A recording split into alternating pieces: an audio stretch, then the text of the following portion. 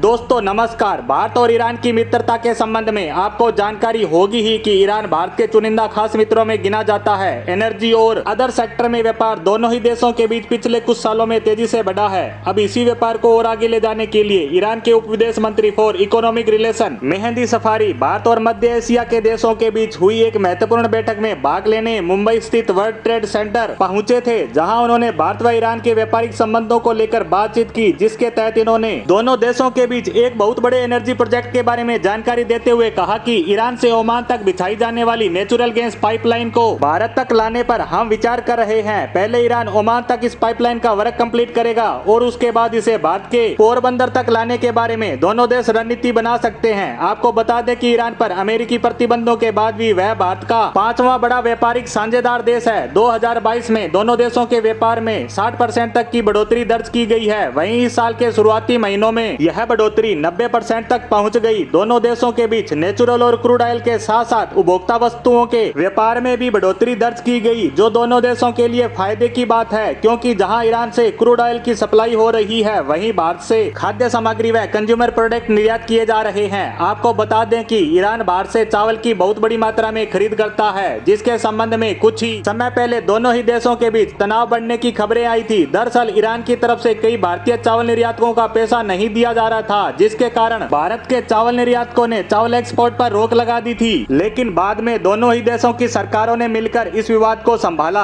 अगर ऐसा नहीं होता तो ईरान में खाद्य सामग्री की कमी हो जाती। ऐसे में अब ईरान के उप विदेश मंत्री ने भारत का दौरा कर अपने संबंधों को और मजबूत करने के तौर पर बयान दिया कि भारत और सेंट्रल एशियाई देशों के बीच हो रही इस बैठक में उनके आने का मकसद ईरान के चाबार बंदरगाह को इस क्षेत्र तक पकड़ मजबूत करने के लिए एक गेटवे के रूप में प्रमोट करना है। इस बंदरगाह का इस्तेमाल करके भारत मध्य एशिया और यूरोपीय देशों तक अपनी पहुंच आसान कर लेगा। इसे और आसान बनाने के लिए भारत रूस के साथ मिलकर INSTC यानी international north south trade corridor को डेवलप कर रहा है, जो कि 7200 किलोमीटर लंबा कॉरिडोर है, जिसके तहत हाईवे, रेलवे व दूसरे ट्रांसपोर्ट सेक्टर को डेवलप किया जाएगा। यह भारत के लिए इकोनॉमिक के साथ स्ट्रेटेजिक इंपॉर्टेंस भी रखता है। जब यह चाबार बंदरगाह से जुड़ जाएगा तो भारत के लिए सस्ते ट्रांसपोर्ट और सुरक्षित रास्ते के रूप में काम आने वाला है। ईरान के मंत्री ने भारत के साथ मिलकर मैन्युफैक्चरिंग क्षेत्र में काम करने की इच्छा जाहिर की है, ताकि दोनों देश टेक्नोलॉजी को साझा कर इस क्षेत्र में आगे बढ़ सके। जहां ईरान बायो नैनो टेक्नोलॉजी में आगे है, वहीं भारत हाई टेक्नोलॉजी व मैन्युफैक्चरिंग में। ऐसे में हम साथ मिलकर बहुत से ऐसे प्रोजेक्ट पर काम कर सकते हैं जो दूसरे देशों के मुकाबले काफी हाई क्वालिटी और सस्ते भी होंगे। इस बात में कोई दो राय नहीं है कि ईरान टेक्नोलॉजी में कई देशों से काफी आगे है। इसका प्रत्यक्ष उदाहरण रूस यूक्रेन युद्ध में रूस द्वारा इस्तेमाल किए जाने वाले ईरानी सुसाइडर ड्रोन और मिसाइलों के बारे में आपने सुना व देखा ही होगा कि कैसे इस युद्ध में पिछड़ रहे रूस को उसने एक नई ताकत प्रदान की। अब देखने वाली बात है कि भारत और ईरान अपने संबंधों को ईरान पर लगे अमेरिकी प्रतिबंधों के बावजूद किन ऊंचाइयों पर ले जाते हैं। इसी खबर के साथ हमारी आज की पोस्ट को यहीं विराम देते हैं। धन्यवाद।